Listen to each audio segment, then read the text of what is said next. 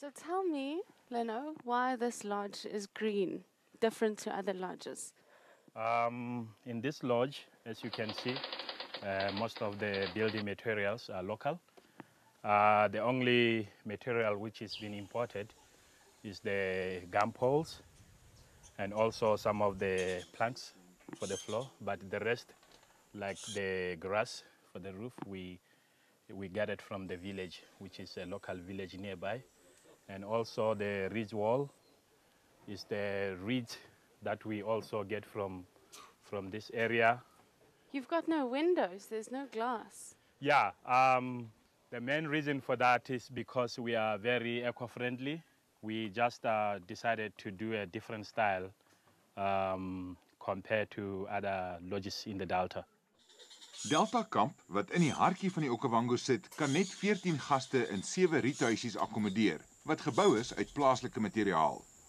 Alles word ook hier herwin en sonkrag laai batterye wat elke huisie se liggies laat brand. Die toerist kry ook 'n egte ervaring as die gidse wat uit hierdie omgewing uitkom, hulle boskennis deel. Maar alhoewel hierdie kamp al meer as 30 jaar gelede gebou is, voor ekotourisme mode geword het, het Pieter, die eienaar, destyds al 'n groener uitgangspunt gehad.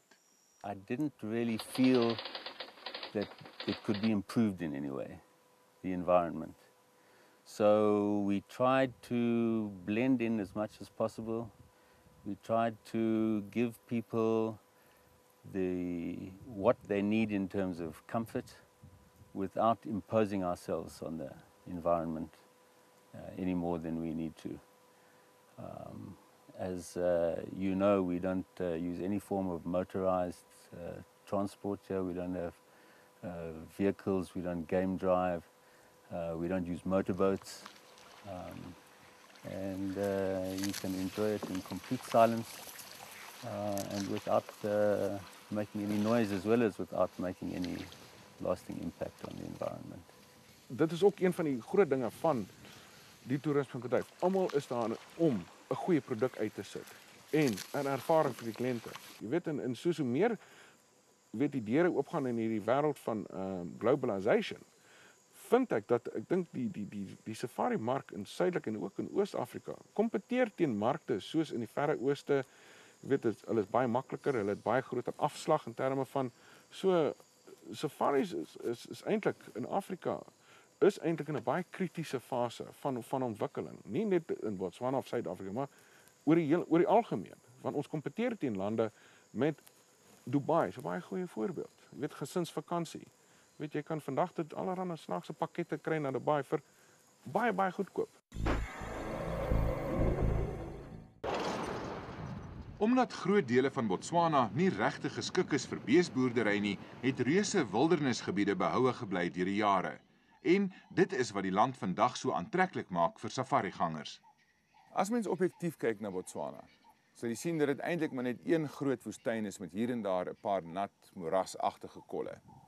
Dis baie muskiete, tsetse-vliee en ander redes wat gemaak het dat dit nog nooit eintlik 'n aantreklike plek was vir mense om te kom bly nie.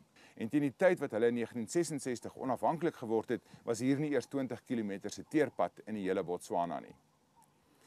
Die ander ding wat hulle op daardie stadium nie gehad het nie, was 'n wêreldekonomie. En hulle moes nou iets ontwikkel wat sou kon maak dat Botswana as 'n jong landjie 'n kans gestaan het om sy plek in te neem in die groot wêreldmark.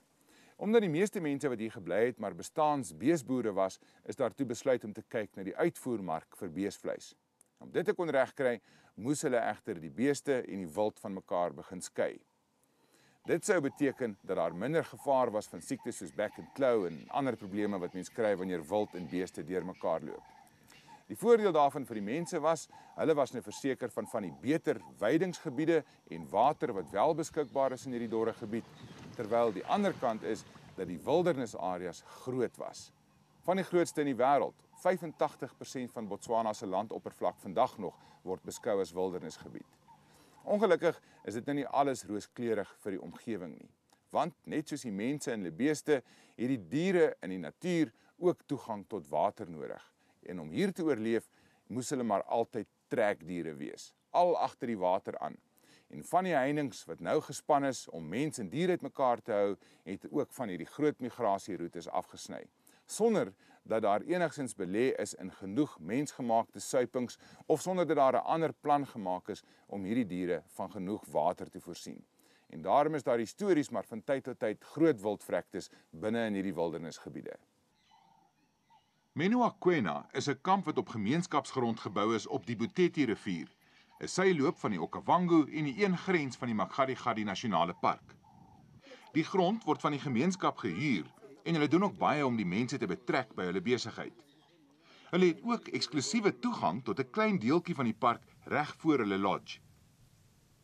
In die laat 1990s droog die Boteti toe heeltemal op en die wild kon as gevolg van die heining wat hulle van die beeste af moet weghou, nie by die water wat wel oor was uitkom nie. Net een suiping aan hulle kant van die draad het nog water gehad. En skielik begin die toerismesektor toe direk betrokke raak by bewaring. Hulle begin toe self water pomp na die wild toe. On one occasion we had 5,000 zebra, to put it into perspective, arrive out of the blue. We were pumping for about 1,000, 2,000 zebra. One day 5,000 arrived, all wanting a drink. There was no way we could pump enough water for them.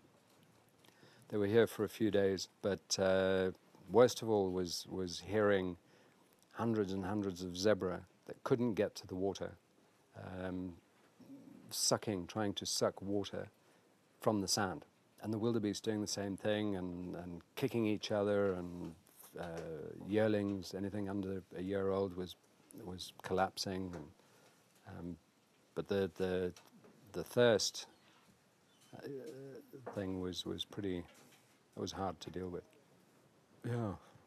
Anyway, that's over, but it's going to happen again. That's my question. I mean, what we're seeing here is, in other words, tourism getting actively involved in the conservation side, doing something where the conservation guys are struggling to keep their heads above the water, so to speak. No, the efforts we were putting into conservation, totally not the plan. The initial requirement was to put a lot of effort into the community. So we were doing a lot for the community anyway, creating employment and bed-night levies, etc. We ended up creating a situation where tourism, as far as we were concerned, was almost not the priority. Die Boteti rivier het in 2008 weer begin vloei en David hulle kon die waterpomp stop. Vandag verklap net 'n paar dooie boomtoppe in die rivier dat die water hier rond nie outomaties 'n gegewe is nie. Now the reality is, and since being here, is we've got to work with the beef industry.